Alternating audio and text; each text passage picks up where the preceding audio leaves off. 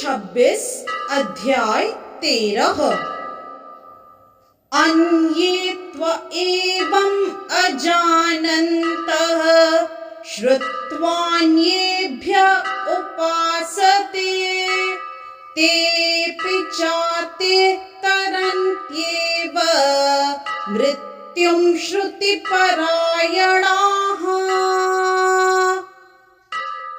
इस श्लोक में श्री कृष्ण अर्जुन को कहते हैं, ऐसे भी लोग हैं जो यद्यपि आध्यात्मिक ज्ञान से अवगत नहीं होते, पर अन्यों से परम पुरुष के विषय में सुनकर उनकी पूजा करने लगते हैं। ये लोग भी प्रामाणिक पुरुषों से श्रवण करने की मनोवृत्ति होने के कारण जन्म तथा मृत्यु पथ को पार कर जाते हैं। यदि इस श्लोक का विस्तार करें तो यह श्लोक आधुनिक समाज पर विशेष रूप से लागू होता है, क्योंकि आधुनिक समाज में आध्यात्मिक विषयों की शिक्षा नहीं दी जाती। कुछ लोग नास्तिक प्रतीत होते हैं तो कुछ अजेयवादी तथा दार्शनिक, लेकिन वास्तव में इन्हें दर्शन का कोई ज्ञान नहीं होता। जहाँ तक सामान्य व्यक्ति की बात है, यदि वह पुण्यात्मा है तो श्रवण द्वारा प्रगति कर सकता है। यह श्रवण विधि अत्यंत महत्वपूर्ण है। आधुनिक जगत में कृष्ण भावनामृत का उपदेश वाले भगवान चैतन्य ने श्रवण पर अत्यधिक बल दिया था, क्योंकि यदि सामान्य व्यक्ति प्रामाणिक स्तोत्रों से केवल श्रवण करे तो वह प्रगति कर सकता है। विशेषतया चैतन्य महाप्रभु के अनुसार यदि वह हरे कृष्ण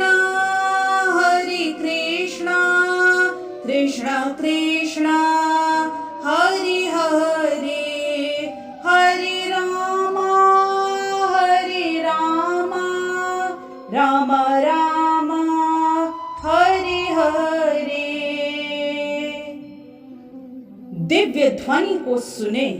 इसीलिए कहा गया है कि सभी व्यक्तियों को सिद्ध पुरुषों से श्रवण करने का लाभ उठाना चाहिए और इस तरह क्रम से प्रत्येक वस्तु समझने में समर्थ बनना चाहिए। तब निश्चित रूप से परमेश्वर की पूजा हो सकेगी।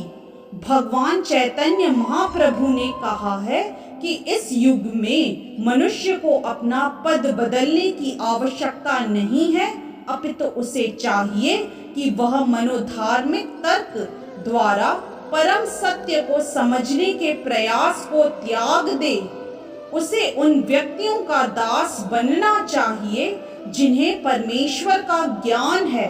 यदि कोई इतना भाग्यशाली हुआ तो उसे शुद्ध भक्त की शरण मिल सकती है और वह उससे आत्म साक्षात्कार के विषय में श्रवण करके उसके पद चिन्हों पर चल सके, तो उसे क्रमशः शुद्ध भक्त का पद प्राप्त हो जाता है। इस श्लोक में श्रवण विधि पर विशेष रूप से बल दिया गया है और यह सर्वथा उपयुक्त है।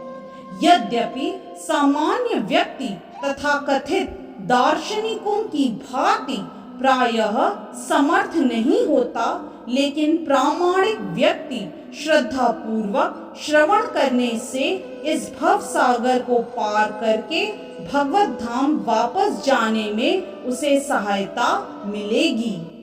इस तरह से श्लोक 26 अध्याय 13 की व्याख्या यहीं संपन्न होती है। हरे कृष्ण। यदि आज का वीडियो आपको पसंद आया तो कृपया लाइक, सब्सक्राइब, कमेंट और शेयर करना न भूलें। चैनल का नाम है मिस्टिक फेथ।